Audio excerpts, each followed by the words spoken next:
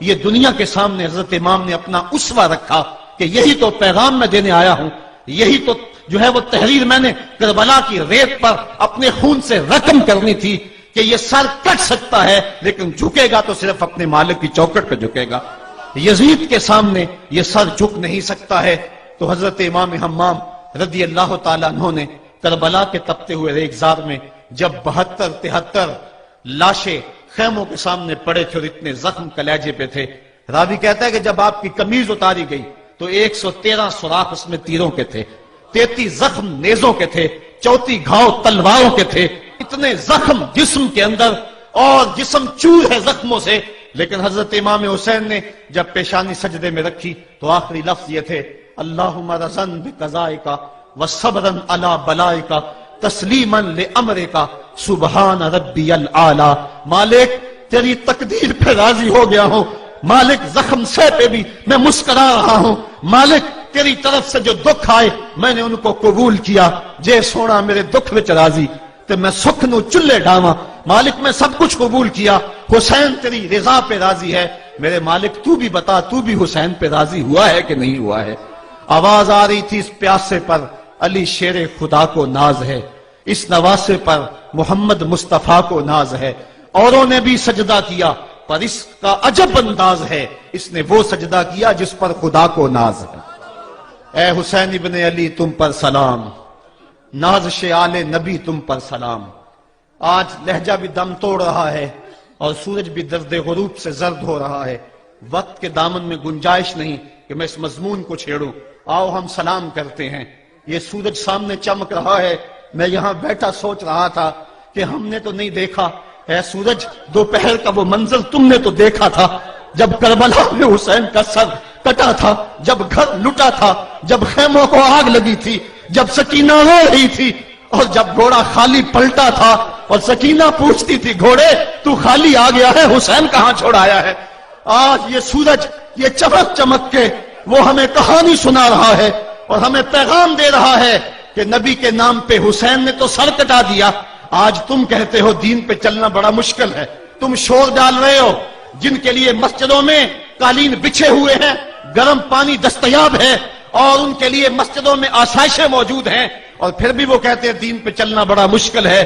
ذرا دیکھو حسین ابن علی کو سجدے میں سر رکھ کے، پیشانی رب کے حضور رکھ کے حسین ابن علی کہہ رہے ہیں مالک میں سر کٹا کے بھی تیرے حضور حاضر ہوں اور تجھ پہ راضی ہوں، تو بھی بتا کہ تو بھی حسین پہ راضی ہے یا نہیں ہے۔ اے حسین ابن علی تم پر سلام، نازش آل نبی تم پر سلام، تم پہ لاکھوں رحمتیں لاکھوں سلام۔ اے شہیدان محبت کے امام، لالا گوں لالا بدن لالا چمن، اے چمن اندر چمن اندر چمن، زندگی ہی زندگی تیری حیات، اے حیات اندر حیات اندر حیات، افتخار ملت بیضا ہے تو، رب کعبہ کی قسم یکتا ہے تو، فخر کا دل میں دریچہ باز کرنا چاہیے، جن کا تو آقا ہے ان کو ناز کرنا چاہیے۔ آج ہم ناز کرتے ہیں حسین ابن علی پہ، ہم آ حسین والے نہیں ہیں، ہم واہ حسین والے ہیں۔ واہ حسین تیری عظمت کو سلام، اتنے زخم کلیجے پہ ہو تو کھڑا نہیں ہوا جاتا، لیکن جبر کے خلاف کتنی قوت سے کھڑا ہے۔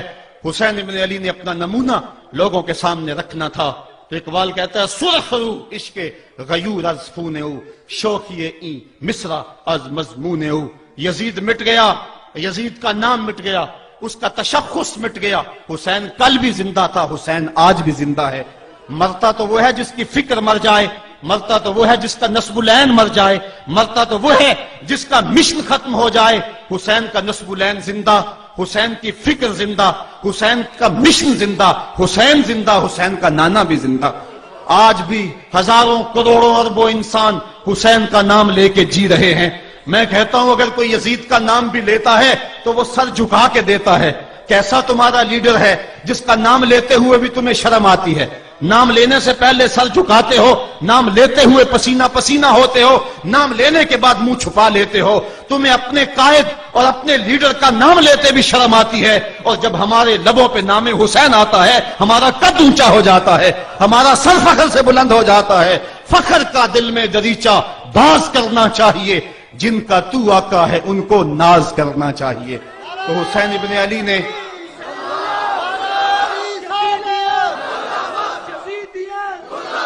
کسی نے کہا تھا کہ یہ دو شہزادوں کی جنگ تھی، تو کسی نے بڑا خوبصورت جواب دیا. اس نے کہا کربلا جنگ تھی اگر دو شہزادوں کی، قلم میں زور ہے تو لکھو حسین ہار گئے، لہجے میں تنتنا ہے تو لکھو حسین ہار گئے، انداز میں زور ہے تو کہو حسین ہار گئے. زمانہ کل بھی کہتا تھا، زمانہ آج بھی کہتا ہے، حسین کل بھی جیتا تھا، حسین آج بھی جیتا ہے.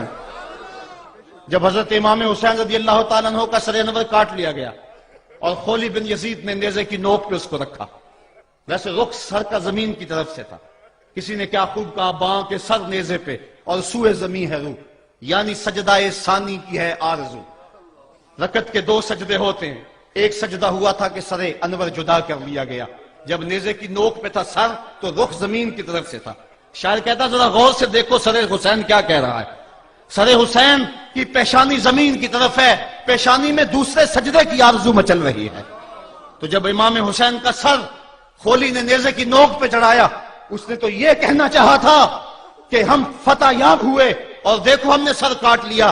کسی نے کہا ذرا غور سے دیکھو یہ تو سر کٹ کے بھی سر بلند ہے، یہ سر کٹ گیا پھر بھی سر بلندی نہیں گئی ہے، اس کا بانکپن پھر بھی نہیں گیا ہے. حسین کا سر کل بھی اونچا تھا، حسین کا سر آج بھی اونچا ہے. اس کا نام زندہ، اس کا پیغام زندہ، اس کی فکر زندہ. حضرت امام زین العابدین یہ کربلا کے وہ شخص ہیں جنہوں نے سارا منظر اپنی آنکھوں سے دیکھا تھا. اتنے دکھ کسی کو نہیں پہنچے جتنے زینب اور زین العابدین کو پہنچے ہیں. سب منظر کھلی آنکھوں سے دیکھا. 14 سال کی عمر ہے، بیمار ہیں، تاریخ بتاتی ہے اس کے بعد ساری زندگی حضرت زین العابدین نے ٹھنڈا پانی نہیں پیا. جب پانی پینے لگتے تڑپنے لگتے، کہتے مجھے سکینہ کی پیاس یاد آتی ہے، مجھے علی اصغر کا تڑپنا یاد آتا ہے. ساری زندگی پھر ٹھنڈا پانی نہیں پیا.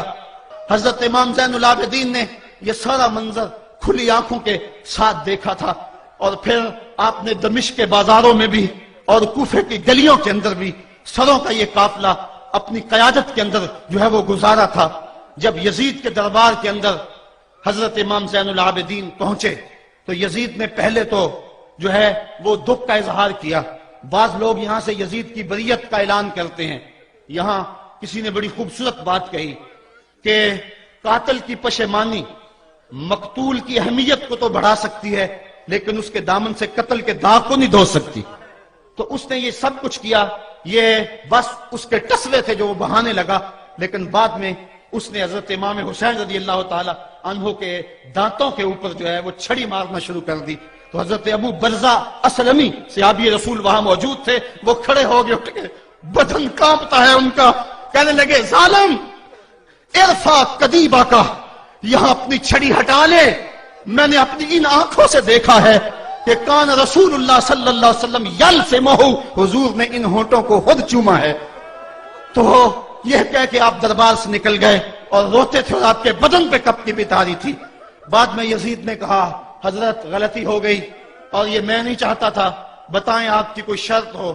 تو آپ نے فرمایا میری 4 باتیں مان لو. ان 4 باتوں میں ایک بات یہ تھی کہ سر حسین اور سر شہیداں ہمارے سپرد کر دو تاکہ ہم کربلا جا کے ان کی تدفین کر سکیں. دوسری یہ تھا کہ ہمیں مدینہ حفاظت سے پہنچا دو. تیسری شرط یہ تھی کہ مجھے جو ہے وہ جمعے کا خطبہ دینے کی اجازت دو آج دمشق جامع مسجد کے اندر. چوتھی بات آپ نے یہ فرمائی کہ قاتلان حسین جو ہے وہ میرے سپرد کرو.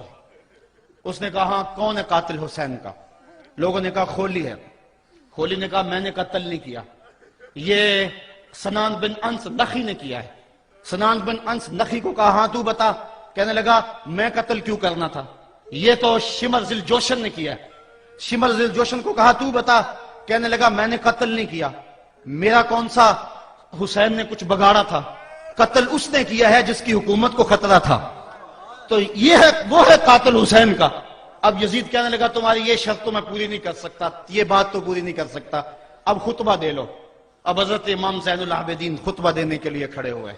خطابت تو اس گھر کی لونڈی ہے، جب یہ بولتے ہیں تو حکمت کے موتی دولتے ہیں. جو ہی امام زین العابدین کھڑے ہوئے، 14 سال عمر ہے اور دمشق کی جامع مسجد ہے. یزید بھی بیٹھا تھا، یعنی سلطنت بھی تھے، عوام کا بھی ہجوم تھا.